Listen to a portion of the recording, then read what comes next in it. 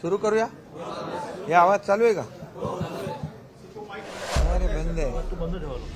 हा बस ठीक.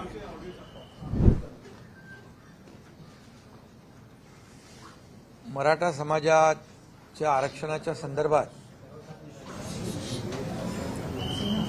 आणि मनोज जरांगे पाटील यांचं उपोषण आणि इतर जे काही आंदोलन सुरू आहे या पार्श्वभूमीवर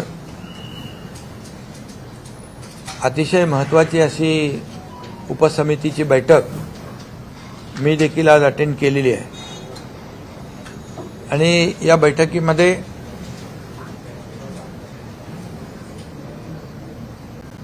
अतिशय तपशीलवार चर्चा त्या बैठकीत झाली. त्यामध्ये जस्टिस शिंदे साहेबांची जी कमिटी आपण गठीत केली होती जुन्या कुणबी नोंदी शोधण्यासाठी तपासण्यासाठी, त्या कमिटीने एक प्रथम अहवाल जो आहे तो आज आमच्याकडे सादर केलेला आहे. तो उद्या आम्ही कॅबिनेटमध्ये घेऊन तो स्वीकारून त्याचा पुढचं जे काही जी प्रक्रिया आहे ती आम्ही करणार आहोत. जस्टिस शिंदे कमिटीमध्ये जवळपास 1,72,00,000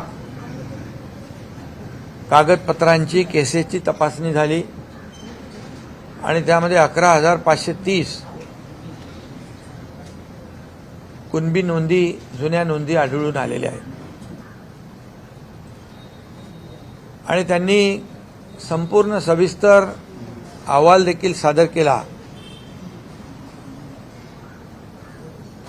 आणि फार जुने रेकॉर्ड तपासले. त्याच्यामध्ये काही रेकॉर्ड्स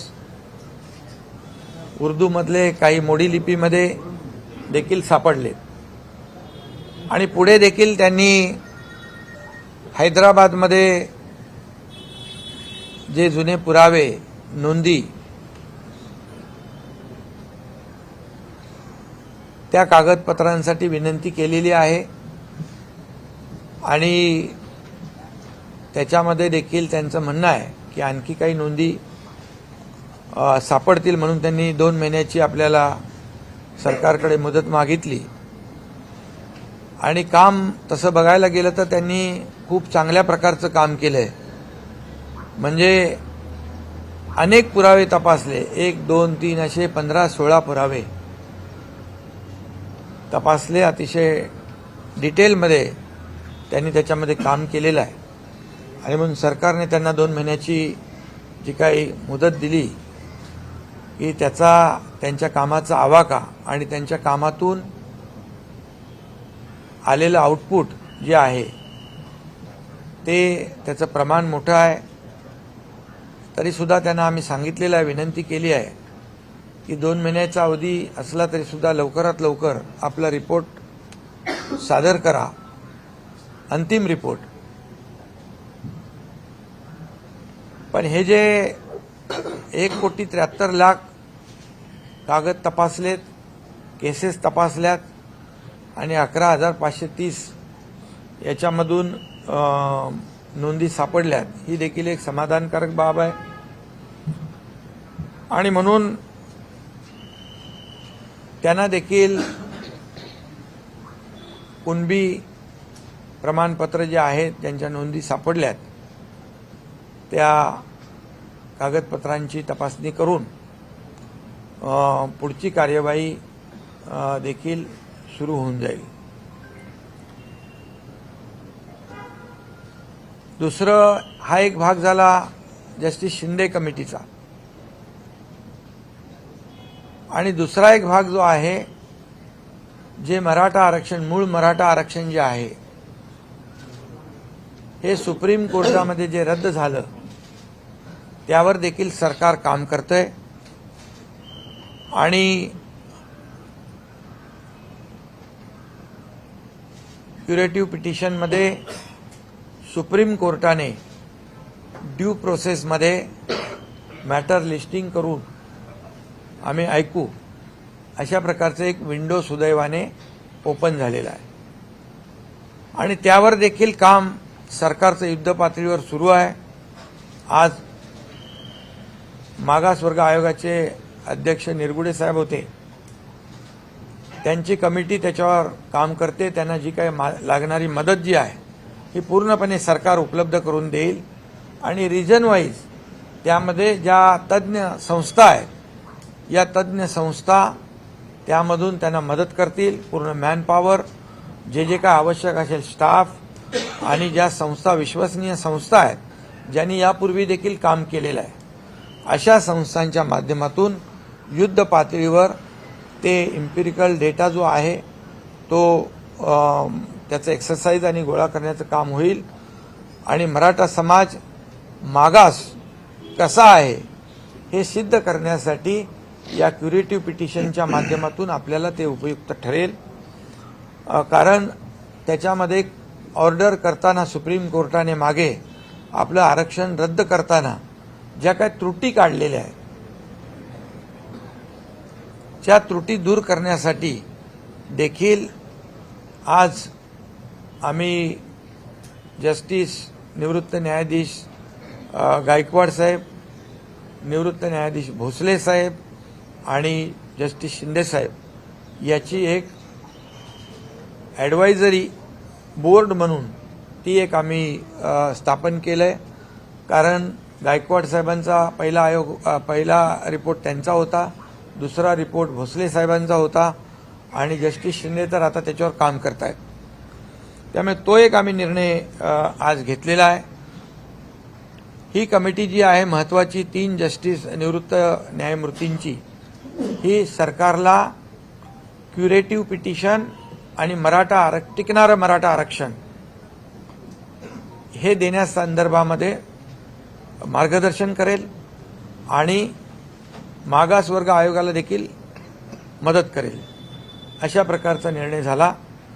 एक टास्क फोर्स जो आहे तो देखील सिनियर काउन्सिलचा आपण गठीत केलेला आहे आणि त्यांची देखील बैठक जी मागच्या वेळेस मराठा आरक्षण जे देवेंद्र फडणवीस साहेब मुख्यमंत्री असताना दिलं, त्या कमिटीमध्ये दादा आम्ही सगळेच होतो आणि त्यात देखील जे काही तज्ज्ञ आहेत त्या तज्ज्ञांनी मराठा आरक्षण मिळवून देण्यासाठी, हायकोर्टमध्ये टिकवण्यासाठी जे काही काम केलं, त्यांची देखील बैठक टास्क फोर्सचे जे आपले वकील आहेत किंबहुना आपली जी बाजू सुप्रीम कोर्टामध्ये मांडणार त्यांची देखील बैठक तातडीने घेण्याचा निर्णय आम्ही घेतलेला आहे. आणि एकंदरीत हा डाटा गोळा करण्यासाठी रिजन वाईज म्हणजे टाटा इन्स्टिट्यूट असेल, गोखले इन्स्टिट्यूट आहे, असे अनेक जे काही नामवंत आहेत, विश्वसनीय संस्था आहेत, त्यांची मदत आम्ही या ठिकाणी घेणार आहोत.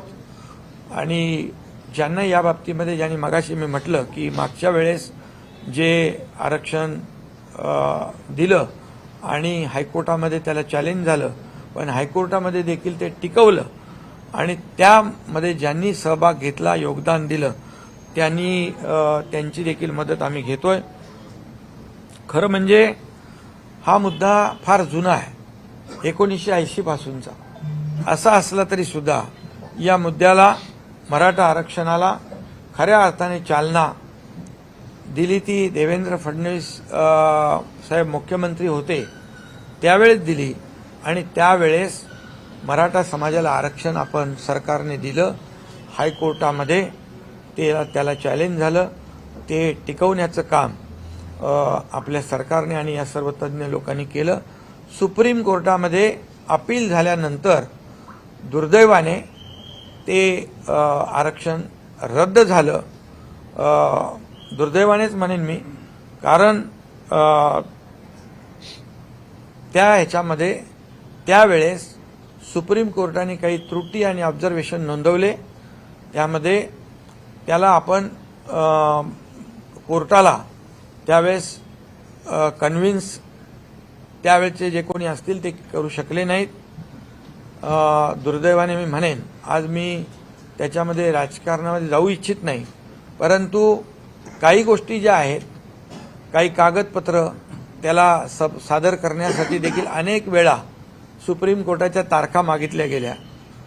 अनेक वेळा काही असंही घडलं की मराठीतलं इंग्लिशमध्ये ट्रान्सलेट करणं हे देखील त्यालाही विलंब झाला, किंबहुना त्याच्यामध्ये देखील त्रुटी राहिल्या. या सगळ्या कारणांमुळे जे सुप्रीम कोर्टाने रद्द केलेलं आरक्षण जे आहे, हे आरक्षण आताच्या क्युरेटिव्ह पिटिशनमध्ये त्याच्या त्रुटी दूर करण्याचं काम आणि मराठा समाज मागास कसा आहे हे सिद्ध करण्याचं काम वार फुटिंगवर, युद्ध पातळीवर आमचं सरकार करेल. आणि टिकणारं, कायद्याच्या चौकटीत बसणारं आरक्षण जे आहे हे देण्यासाठी सरकार कटिबद्ध आहे. सरकारने जबाबदारी घेतलेली आहे. सरकारची जबाबदारी मी जाहीरपणे व्यक्त केलेली आहे. आणि त्यामुळे आणि त्याचबरोबर उद्या मनोज जरांगे पाटील यांचे काही प्रतिनिधी देखील अशी चर्चा आपली उपसमिती आणि आपले अधिकारी देखील करतील. तशा प्रकारची त्यांना देखील विनंती आमचे डिव्हिजनल कमिशनर, कलेक्टर करतील. माझी एवढीच विनंती आहे की 58 मोर्चे गेल्या वेळच्या आरक्षणाच्या वेळे या राज्यामध्ये निघाले. अतिशय शिस्तबद्ध पद्धतीने ते मोर्चे निघाले. त्या मोर्चाला कुठेही गालबोट लागलं नाही आणि त्यामुळे लाखालाखांचे मोर्चे काढून देखील कुठेही न्यायव्यवस्था, राज्यातली शांतता, जी काही कायदा सुव्यवस्था जी आहे ती धोक्यात आली नाही. परंतु दुर्दैवाने आज काही ठिकाणी मराठा समाज शिस्तप्रिय आहे, शांत आहे, हे त्यांनी दाखवून दिलं मागच्या आरक्षण मिळण्यापूर्वी. परंतु काही लोक आज जे काय कायदा सुव्यवस्था, जाळपोळ हे जे काही सुरू आहे, मला वाटतं मराठा समाजाने अगदी सजग होऊन याकडे पाहिलं पाहिजे. कारण हे गालबोट लागल्यामुळे आज कायदा सुव्यवस्था निर्माण झालेली आहे. त्याचबरोबर मराठा समाज जे बांधव आहेत त्यांना देखील माझी विनंती आहे, मी जाहीरपणे देखील विनंती त्यांना केली आहे, तुमच्या माध्यमातून देखील करतो की टोकाचं पाऊल आपण उचलू नका, आत्महत्येसारखं पाऊल उचलू नका. आपल्या मुलाबाळांचं, आईवडिलांच्या परिवाराचा विचार करा, त्यांना वाऱ्यावर सोडू नका. अशा प्रकारची मी त्यांना भावनिक आवाहन देखील या ठिकाणी करू इच्छितो. आणि कारण मराठा आरक्षण देण्यासंदर्भात जे 1980 पासूनचा प्रश्न असताना देण्याची तत्परता मुख्यमंत्री देवेंद्र फडणवीस साहेब जेव्हा होते त्यावेळेस दिलं, हायकोर्टात देखील टिकवलं. दुर्दैवाने सुप्रीम कोर्टामध्ये ते टिकवू ही वस्तुस्थिती आहे, हे कटू सत्य आहे. आम्ही देणारे आहोत आणि प्रामाणिकपणे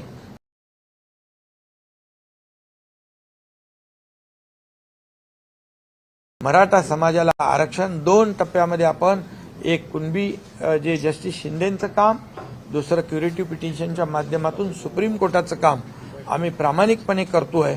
आम्ही कुठल्याही परिस्थितीमध्ये कुणालाही आम्ही फसवू शकणार नाही, फसवणार नाही, फसवू इच्छित नाही.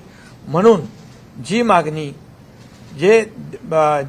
जी आहे ती मागणी देखील कायदेशीर असली पाहिजे, नियमामध्ये बसणारी असली पाहिजे आणि ती टिकणारी असली पाहिजे.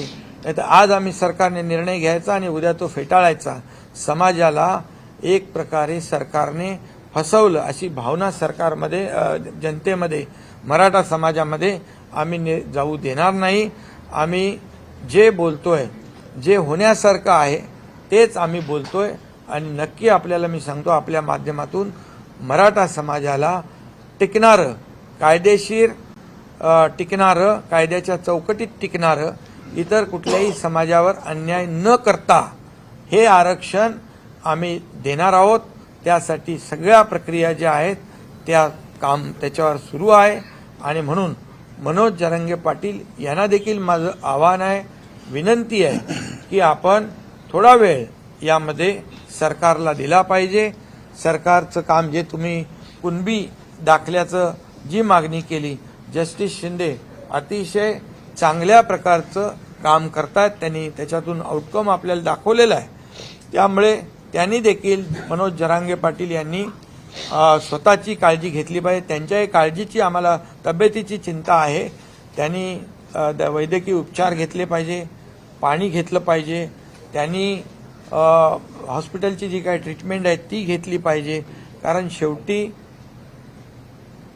कुठेही आम्हाला सरकारला देखील त्यांची चिंता आहे, त्यांच्या तब्येतीची चिंता आहे। त्यांनी जो काही मागास मराठा समाजासाठी जो लढा उभारलेला आहे, सरकारने तो गांभीर्याने घेतलेला आहे। सरकार पूर्णपणे या मराठा समाजाच्या आरक्षणाच्या बाबतीमध्ये अतिशय गंभीर आहे आणि म्हणून आज सर्व लोकांची एक महत्त्वाची बैठक आम्ही या ठिकाणी बोलावलेली आहे आणि त्यामध्ये पूर्णपणे आपल्याला सुदैवाने की 2 मार्गाने आपण या मराठा समाजाला न्याय देण्याचा निर्णय घेतलाय।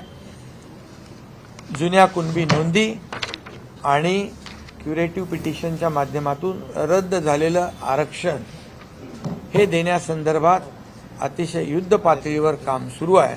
पण आपण झटकन हा निर्णय घ्या किंवा हा निर्णय घेऊ नका असं आपण करू शकत नाही, कारण जो निर्णय सरकार घेईल तो टिकाऊ असला पाहिजे, टिकणारा असला पाहिजे, कायद्याच्या चौकटीमध्ये बसणारा असला पाहिजे आणि त्याचे फायदे जे आहेत हे कायमस्वरूपी मराठा समाजाला मिळाले पाहिजे, अशा प्रकारची आमची भूमिका आहे। आणि त्याचबरोबर आज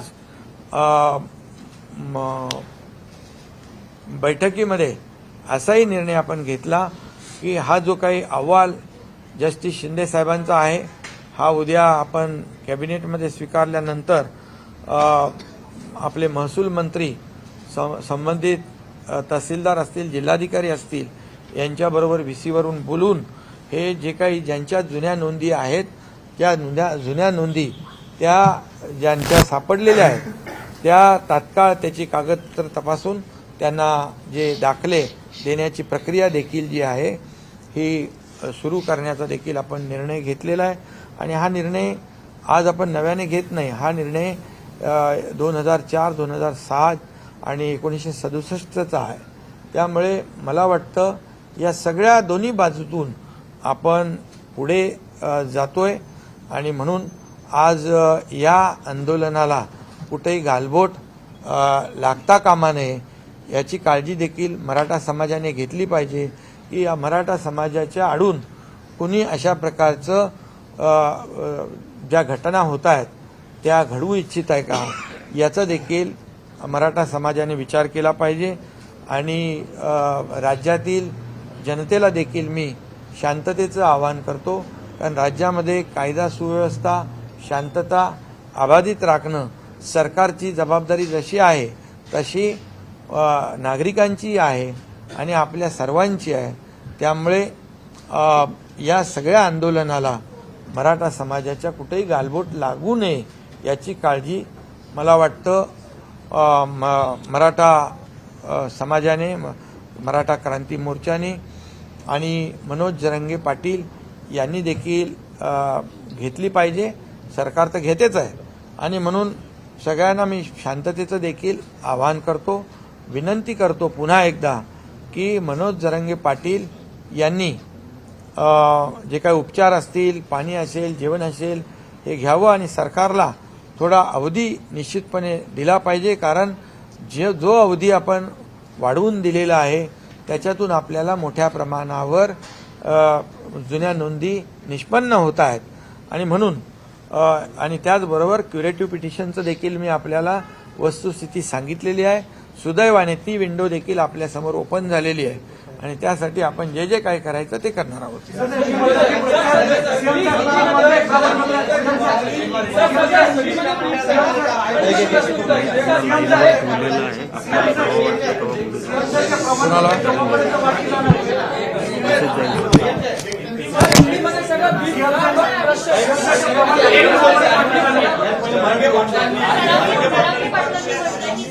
चर्चेसाठी आमच्याकडे यावं, मुख्यमंत्र्यांनी चर्चेसाठी यावं असं त्यांनी आवाहन केलं. नहीं, यामध्ये एक मी हिंदी में जरा बोलतो. आज की बैठक बहुत ही महत्वपूर्ण रही है. मराठा आरक्षण के बारे में सभी हमारी उपसमिति की बैठक थी. उप समिति के सभी मेंबर थे और सभी अधिकारी थे, एजी थे और जो मागास वर्ग आयोग है उसके निरगुड़े जी थे, जस्टिस शिंदे जी थे और सभी लोग आज बड़े पैमाने पर चर्चा हुई है. सब पॉजिटिव चर्चा हुई है और इसमें जस्टिस शिंदे सर की जो कमेटी है उन्होंने प्रथम रिपोर्ट जो है सादर किया हुआ है. कल हम कैबिनेट में रखेंगे और उसके ऊपर हमारे महसूल मंत्री जी आगे के जो कार्रवाई के निर्देश है अपने लोगों को देंगे महसूल विभाग के. ये एक निर्णय हुआ है और इसमें दूसरा एक निर्णय ऐसा हुआ है जो जस्टिस है भोसले साहब और गायकवाड़ और शिंदे, जस्टिस शिंदे, इनकी एक कमेटी गठित की गई है. एडवाइजरी कमेटी के रूप से वो सरकार को भी गाइड करेगी और मागास वर्गीय आयोग को भी मदद करेगी. ऐसा एक भी निर्णय हुआ है. एक सीनियर एडवोकेट का जो है सीनियर काउंसिल का एक टास्क फोर्स जो गठित किया है उसे ये जो कमेटी के लोग हैं ये मदद करेंगे. उनके साथ एक जल्दी बैठक होगी और जिन्होंने जब देवेंद्र फडणवीस जी मुख्यमंत्री थे तब जो आरक्षण दिया था और वो जब चैलेंज हुआ हाईकोर्ट में तब कई इस मराठा आरक्षण में जिन्होंने काम किया जो तज्ञ लोग हैं, जो अनुभवी लोग हैं, उनके साथ भी बैठक वहां पर करने का फैसला किया है ताकि वो भी अपनी कुछ सुझाव दे सकते हैं. और इसके बाद जो जस्टिस शिंदे कमेटी का अभी मैंने कहा कि अहवाल सबमिट कर रहे हैं और उनको जो मोहलत उन्होंने मांगी थी 2 महीने की, क्योंकि उनसे उनकी कमेटी बहुत ही डीपली काम कर रही है और जो एविडेंस है जो पुराने वो ढूंढ रही है और इसलिए उन्होंने 2 महीने का समय मांगा. इसमें उनका कहना है कि और कुछ जो पुराने दस्तावेज है, पुराने जो पुरावे हैं वो मिलेंगे तो और ज्यादा मराठा समाज को न्याय मिल सकता है. इसलिए उनको कहा कि 2 महीने दिए हैं लेकिन जल्द से जल्द अपना अंतिम अहवाल भी वो सादर करें, ऐसी विनती उनसे हमने की है. ये एक तरफा हुआ है. उन्होंने 1,70,00,000 लोगों के कागजात देखे हैं. उसमें से 11,530 पुरानी जो नोंद है, पुराने जो उनके एविडेंस है वो मिले हैं उसमें, जिससे मराठा समाज को निश्चित रूप से फायदा हो जाएगा. और दूसरी तरफ जो सुप्रीम कोर्ट में ये जो मराठा आरक्षण जो मुख्यमंत्री देवेंद्र फडणवीस जी के जमाने में हम लोग साथ में ही थे, सब चंद्रकांत पाटिल जी है, हम लोग सब थे, और वो जो हाईकोर्ट में जब चैलेंज हुआ तो हाईकोर्ट में उसको प्रोटेक्ट किया, हाईकोर्ट ने कंफर्म किया और दुर्भाग्यवश सुप्रीम कोर्ट में वो रिजेक्ट हुआ. अभी वहां पर जो हुआ है, जो त्रुटियां है, जो खामियां सुप्रीम कोर्ट ने निकाली है उसके ऊपर काम कर रहे हैं और जो मराठा समाज बैकवर्ड कैसे है ये जो एम्पिरिकल डेटा जो है वो कलेक्ट करने का काम शुरू है. जो बैकवर्ड कमीशन है, निरगुड़े जी है, उसकी कमेटी काम करेगी. और दूसरी बात जो ये जो कमेटी हमने गठित की है, justice Bhosale, justice Gaikwad, justice Shinde, ये कमेटी जो है सरकार को भी मार्गदर्शन करेगी मराठा आरक्षण के मुद्दे पर और इनको भी जो बैकवर्ड कमीशन है उनको भी मदद करेगी. ऐसा ये तय हुआ है. और निश्चित रूप से मैं ये कहूंगा कि जो सुप्रीम कोर्ट में जो आरक्षण रिजेक्ट हुआ है इसके भी कई कारण हैं, लेकिन आज मैं इस राजनीतिक मुद्दे को दोहराना नहीं चाहता हूं, लेकिन वो पिछले सरकार का फेल्यूर है इतना तो मैं जरूर कहूंगा. और वहां पर जो त्रुटियां खामियां है वो जो है उसको कैसे करेक्ट किया जाए इसके लिए क्यूरेटिव पिटीशन में जब हमें सुप्रीम कोर्ट मौका देगा तो वो जो एविडेंस है, जो मराठा समाज कैसे सोशली और एजुकेशनली बैकवर्ड है, ये साबित करने का काम हमारी ये तज्ञ जो सीनियर काउंसिल है और ये बाकी लोग जो है अभी जो मैंने नाम लिए हैं वो मदद करेगी। और मैं इतना विश्वास के साथ कह रहा हूँ, दावे के साथ कह रहा हूँ कि जो मराठा आरक्षण जो है समाज को देना है वो नियम के अनुसार जो टिकने वाला, जो कानून के दायरे में बैठने वाला ये आरक्षण देना, ये सरकार इसके लिए कटिबद्ध है, ये हमारी जिम्मेदारी है, उसके ऊपर हम काम कर रहे हैं।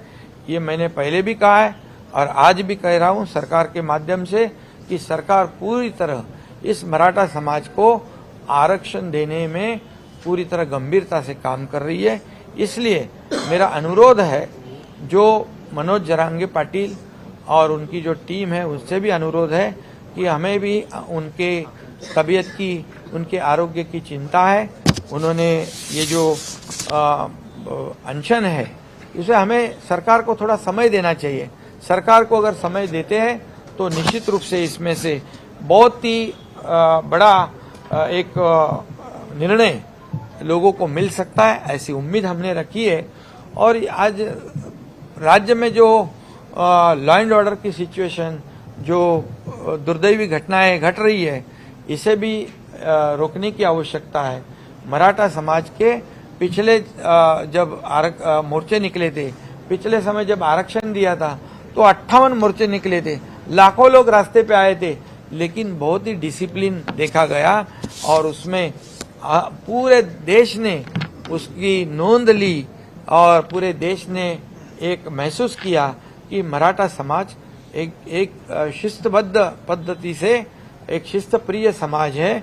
ये लॉ एंड ऑर्डर को भी बनाए रखने में बहुत ही मदद करने वाला है, ऐसा अनुभव है। और इसलिए अभी जो कुछ घटनाएं हो रही है इसका भी विचार मराठा समाज के लोगों ने करना चाहिए, क्योंकि ये इसके वजह से आंदोलन को क्या कहते हैं, एक दूसरी दिशा में ये आंदोलन जा रहा है। इसलिए मैं इतना ही कहूँगा कि ये सभी लोगों ने सोचने की आवश्यकता है। सरकार अगर कुछ निगेटिव होती तो ऐसा करना हम समझ सकते थे, उचित था, लेकिन सरकार पूरी तरह से गंभीरता से इसमें काम कर रही है और हम लोग किसी को भी इस मामले में, मराठी में मैं कहूँगा की कोणाची फसवणूक, कुठल्याही समाजाची फसवणूक आम्ही करणार नाही।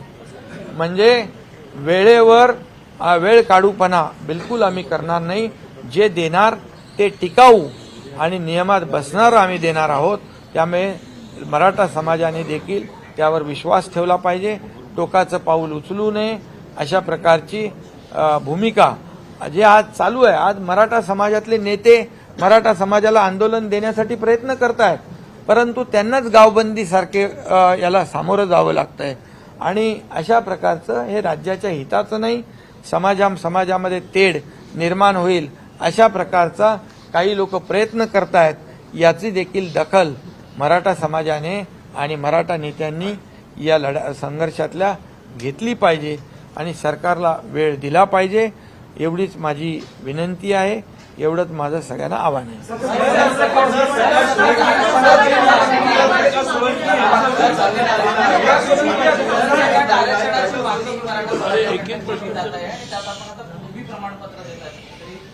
नाही, हे बघा, ज्यांना हे कुणबी प्रमाणपत्र देण्याचं ज्यांच्या जुन्या नोंदी आहेत हे 67 पासून सुरू आहे।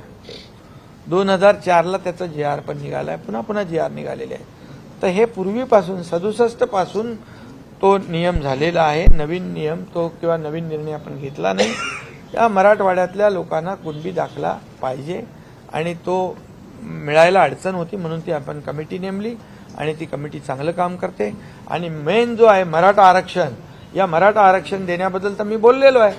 मराठा आरक्षण देण्याबद्दल जे रद्द सुप्रीम कोर्टात झालंय ते आपण क्युरेटिव्ह पिटिशनच्या माध्यमातून आपण त्याच्यावर काम करून मराठा समाज मागास कसा आहे हे पूर्णपणे पुरू करण्याचं काम सरकार करेल. सीएम साहेब, याच मुद्द्यावर आपल्या पक्षाचे खासदार हेमंत पाटील, याच मराठा आरक्षणाच्या मुद्द्यावर आपल्या पक्षाचे खासदार हेमंत पाटील यांनी राजीनामा दिलेला आहे. हे बघा, खासदारकीचा. हेमंत पाटील यांच्याशी माझं बोलणं झालेलं आहे. मराठा समाज जेव्हा एखाद्याच्या समोर येतो, भावनिक होतो आणि त्या भावनेपोटी त्यांनी केला असेल. पण याच्यामध्ये एकच सांगतो तुम्हाला, आमच्या सगळ्यांचं, काय हेमंत पाटील काय किंवा इथं बसलेले सर्व काय, आमचा उद्देश एवढाच आहे की मराठा समाजाला लवकरात लवकर टिकणारं आरक्षण मिळालं पाहिजे.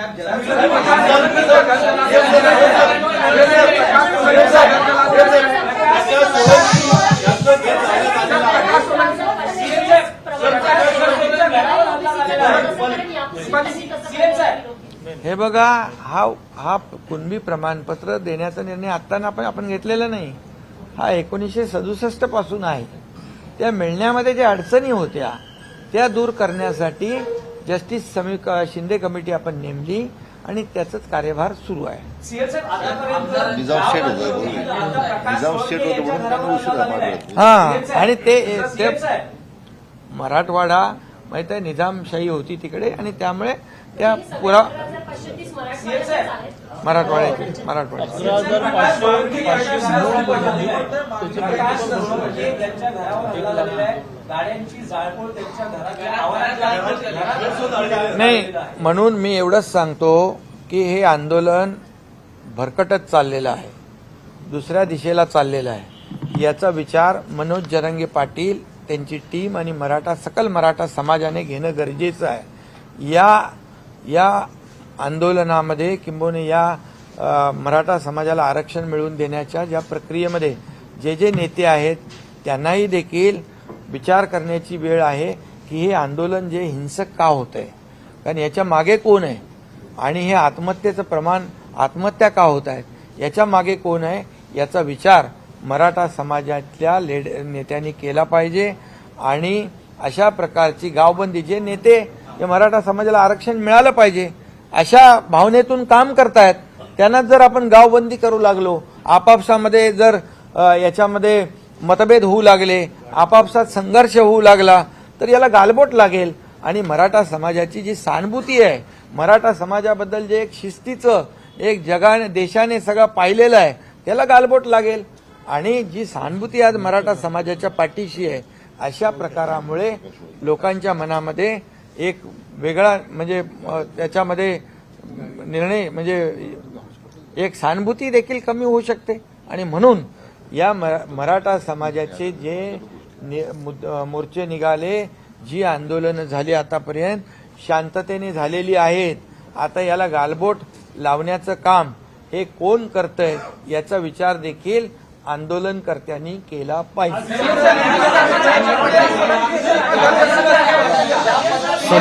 आणि तुम्हाला पण एक मिनिट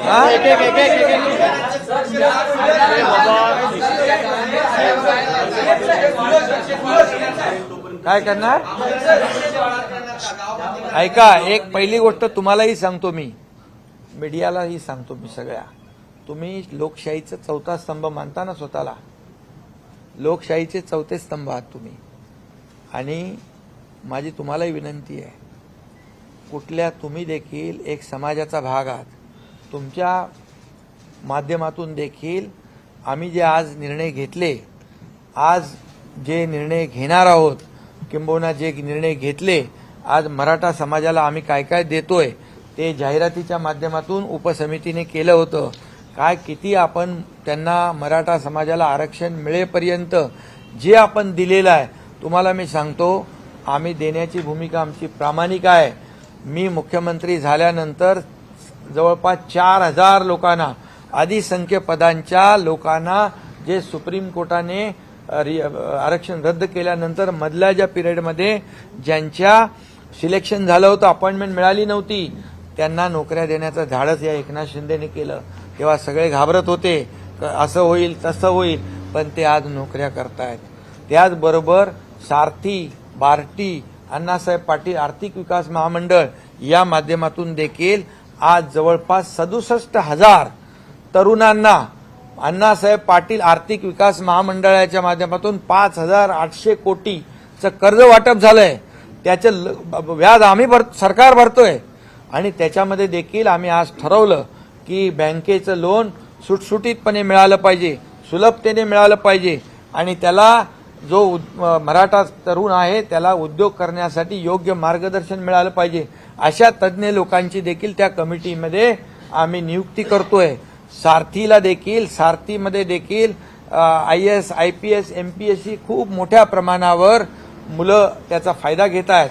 आणखी त्याच्यामध्ये जॉब ओरिएंटेड कोर्सेस देखील आम्ही त्याच्यामध्ये टाकलेले आहेत आणि त्याची संख्या जी आहे ती संख्या देखील समान सगळ्यांना केलेली आहे. आणि त्याचबरोबर आम्ही हॉस्टेलचं भाडं देखील आपण वाढवलं ना, 6,000 पर मंथ, 6,000 पर मंथ, 10 महिन्याचे 60,000. 10 महिन्याचे 60,000 तेही वाढ केले. म्हणजे ज्या माध्यमातून मराठा समाजाला, इतर समाजाला, ओबीसीला ज्या सवलती मिळत आहेत त्या सवलती मिळाल्या पाहिजे यावर देखील कटाक्षाने आमचं सरकार काम करतंय. त्याच्यामध्ये कुठेही निधी कमी पडणार नाही आणि त्याच्यात आणखी जे काही अधिकचं त्यांनी सजेशन द्यावं आंदोलनकर्त्यांनी, त्याचा देखील आम्ही विचार करून त्याचा अंतर्भाव करू. म्हणजे मराठा समाजाला आरक्षण मिळेपर्यंत हक्काचं हे देखील आम्ही त्याच्यावर देखील प्रभावीपणे अंमलबजावणी करतोय. जे फायदे जे आहेत त्याच्यात आणखी काय करता येईल तेही आम्ही करू. पण तुम्हाला देखील माझी विनंती आहे की समाजामध्ये काही अशा घटना घडतात त्याला आपण देखील माध्यमाच्या माध्यमातून किती वेळा प्रसिद्धी द्यायची. शेवटी राज्यामध्ये शांतता सुव्यवस्था राखण्याची जबाबदारी सरकारची जशी आहे, नागरिकांची जशी आहे, तशी तुमच्या मीडियाची पण आहे. तुमच्या मीडियानी पण याची दखल घेतली पाहिजे. तुम्ही ज्या माध्यमातून लोक शांततेचा मार्ग स्वीकारतील अशा प्रकारच्या देखील बातम्या तुम्ही आणि ही वस्तुस्थिती तुम्ही लोकांसमोर मांडली पाहिजे. आम्ही खोटं बोलणार नाही, खोटं काम करणार नाही, लोकांना बिलकुल फसवणार नाही. जे आम्ही करू ते एकदम फुलप्रूफ करू, टिकणारं करू आणि कायद्याच्या चौकटीमध्ये बसणारं करू हा विश्वास आम्हाला आहे. आणि या विश्वासाच्या जोरावरच आम्ही जाहीरपणे सांगितलेलं आहे आणि सरकार पूर्णपणे आज या मराठा समाजाच्या आरक्षण देण्याच्या पाठीशी आहे. काही इतर समाजाला कुठलाही धग न लागता, इतर समाजावर अन्याय न करता हे शक्य आहे आणि म्हणून ते आम्ही बोलतोय. त्यामुळे तुम्ही देखील मी बोललो त्याचा अर्थ वेगळा काढू नका, परंतु या राज्यात शांतता सुव्यवस्था राखेल.